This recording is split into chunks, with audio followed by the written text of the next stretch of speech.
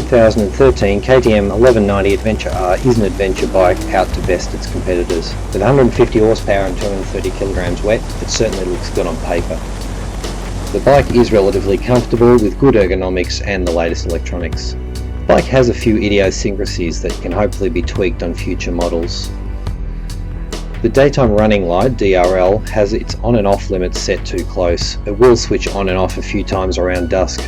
I found that during heavy rain, the headlight has not turned on when I expected it to. If you expect to ride through dawn or dusk, I'd recommend turning DRL off in the settings menu. The headlight itself is pretty reasonable. I feel that the stock gearing is a little tall, probably being designed to cruise on European autobahns. I will be trying at least a 45 tooth sprocket to replace the stock 42. The side stand is very vertical and it's a little too long. With the bike in the upright position, the side stand is barely a half an inch off the ground. The base is very small as per usual. The centre stand is really easy to use though. There have been some complaints of excess chain lube dripping onto the exhaust. It's probably best not to overdo on the lube. The foot peg rubbers can be easily removed and leave a large grippy pad that you just don't need any aftermarket pegs.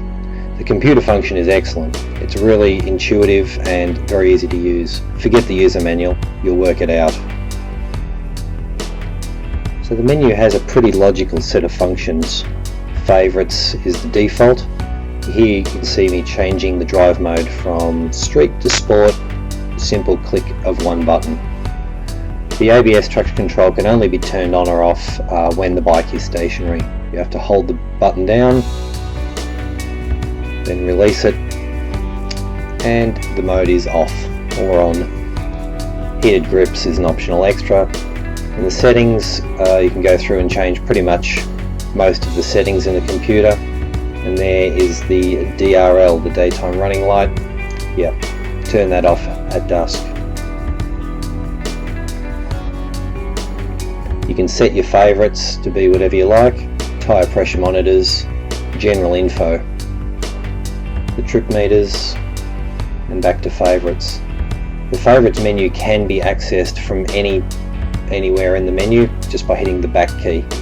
The 2014 model is set to receive KTM's Motorcycle Stability Control, MSC. It can also be retrofitted to the 2013 model. Here I talk about the speedo inaccuracy with a bit of good news. Okay, so I've just had my first service and I asked about changing the speedo calibration, and apparently they can't do it yet, but next month there will be a firmware update for the computer, which will allow the dealer to change the wheel diameter of the computer. So they've booked me in to go back in a month and they will update that, because as I said, my speedo is just too far out. 110, well, you know, like you can see my speedo now, so I'm doing 110 and the speedo's saying, you know, 120. So in conclusion, I'd just like to say that each of these little defects that I've talked about are things that, you know, could be done better, this, that. I mean, ultimately, this thing is an awesome machine. It's modern, it's got the latest electronics, it feels absolutely beautiful on the road, it runs nicely. It can definitely go off-road. You can't expect it to be a dirt bike. There is no bike in existence that can do everything. But in general, I'm really happy with my purchase. I would say if you think that this type of bike suits you, then be confident in knowing that